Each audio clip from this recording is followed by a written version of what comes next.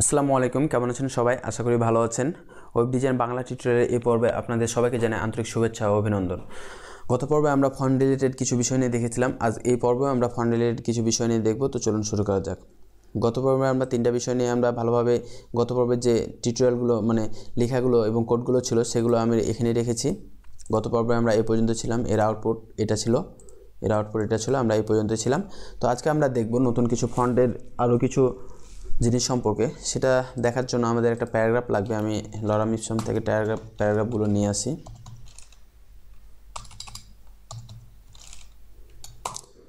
Paragraph হলে এই জিনিসটা বুঝতে ভালো হবে, সেজন্য আমি প্যারাগ্রাফ নিয়ে আসলাম এখান থেকে, বা আমি কিছু কপি করে নিই এখান থেকে। এখানে আমি কপি করে নিই।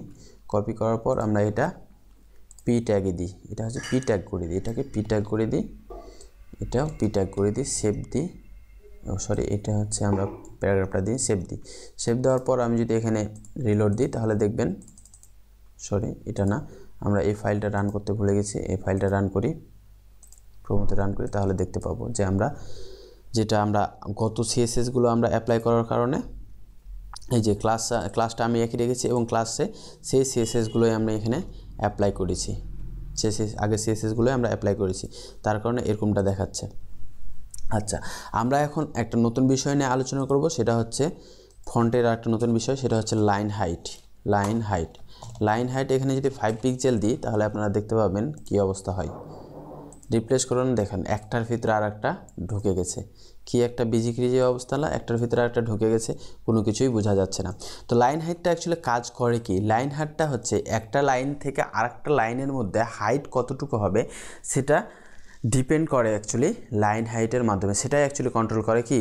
Line height. এখানে আমি 5 পিক্সেল দিয়েছি, তখন ওটা হচ্ছে একটার প্রতি আরেকটা ঢুকে গেছে। আমি যদি ইন্সপেক্ট এলিমেন্ট করি, ইন্সপেক্ট এলিমেন্ট করার পর আমরা যদি এই লাইন হাইটটাকে বাড়াই তাহলে দেখবেন যে আমরা ইন্সপেক্ট এলিমেন্ট করে আমরা সব কিছু কোনো কিছুকে বাড়াতে বা কমাতে বা চেঞ্জ করতে পারি, এবং লাইভ টাইম আমরা হচ্ছে কি চেঞ্জটা দেখতে পারি।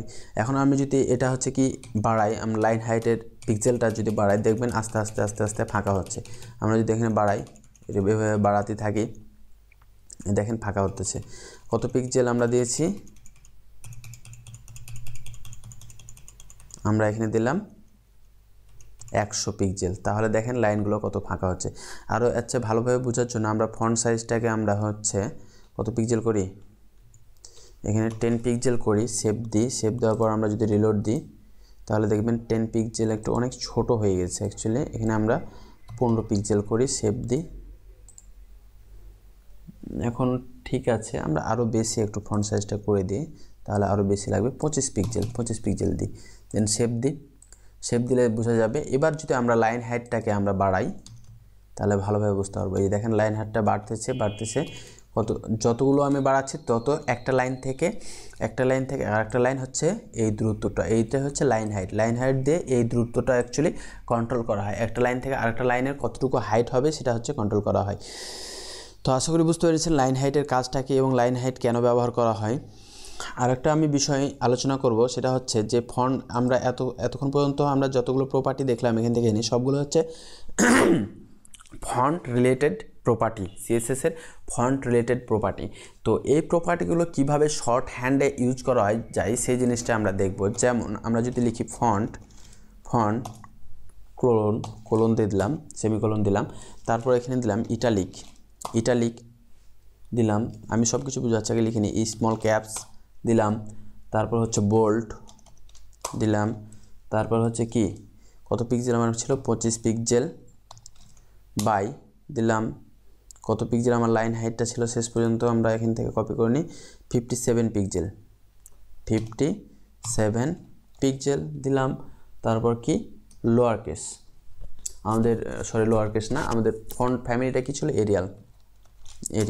সেভ দিলাম। সেভ দেওয়ার পর আমি যদি এগুলো সব কিছুই কেটে দিই, দেন সেভ দিই। সেভ দেওয়ার পর আমি যদি রিলোড দিই দেখবেন কোনো চেঞ্জ নাই, সব কিছুই সেম আছে। দেখেন আমরা আগে যতগুলো প্রপার্টি দিয়ে আমি লিখেছিলাম, জিনিসগুলো করেছিলাম, আমি যদি এবার পেস্ট করার পর এই লাইনটাকে আমি যদি কমেন্ট আউট করি, সেভ করার পর আমি যদি রিলোড দিই, দেখেন আমরা এখানে লাইন হাইট কি এখানে দিইনি, এখানে হচ্ছে কত পিক্সেল ছিল 56 পিক্সেল, সরি হ্যাঁ 56 পিক্সেলের মতো সামথিং ছিল। আমি যদি রিলোড দিই তাহলে এই যে ফাঁকা হচ্ছে। আচ্ছা আমরা এখানে দেখে নিই কত পিক্সেল ছিল অ্যাকচুয়ালি, 56 পিক্সেল। আমরা এখানেও দিয়ে দিই 56 পিক্সেল, দেন সেভ দিয়ে এটা কেটে নিই, সেভ দিই। এবার যদি আমরা লক্ষ্য করি দেখবেন এই রেজাল্টটা আছে।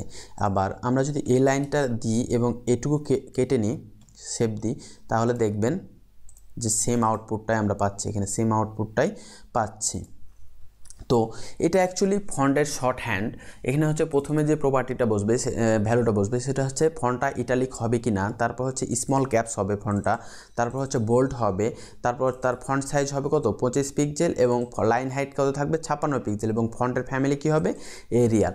এই জিনিসগুলো হচ্ছে শর্টকাট। আমরা যতগুলো এখানে কতগুলো লাইন লিখলাম, এখানে 1 2 3 6 এবং 7টা লাইন লিখে আমরা এই কাজটুকুই করছিলাম, সেখানে একটা লাইন লিখে আমরা সেম কাজটাই করতে পারছি। আশা করি বুঝতে পেরেছেন ফন্টের শর্ট হ্যান্ডটা।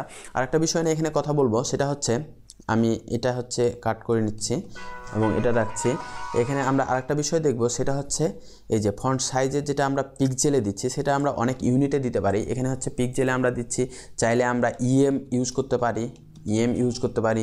দেন সেভ দিই, সেভ দেওয়ার পর 25 যদি দেন তাহলে অনেক বড় দেখাবে, অনেক বড় দেখাচ্ছে। এখানে দিতে হবে, তাও এখানে হচ্ছে আমি যদি 1 দিই, আচ্ছা লাইন হাইটটাও আমি কেটে নিচ্ছি। আমি যদি এখানে 1 দিই, 1 সেভ দিই, সেভ দেওয়ার পর দেখেন রিলোড দিই, মানে এটা হচ্ছে ডিফল্ট, 1টা ডিফল্ট। যদি 2 দিই তাহলে এটা দ্বিগুণ হয়ে যাবে, যেটা এখন দেখছেন তার দ্বিগুণ, এই যে দেখেন দ্বিগুণ হয়ে গেছে।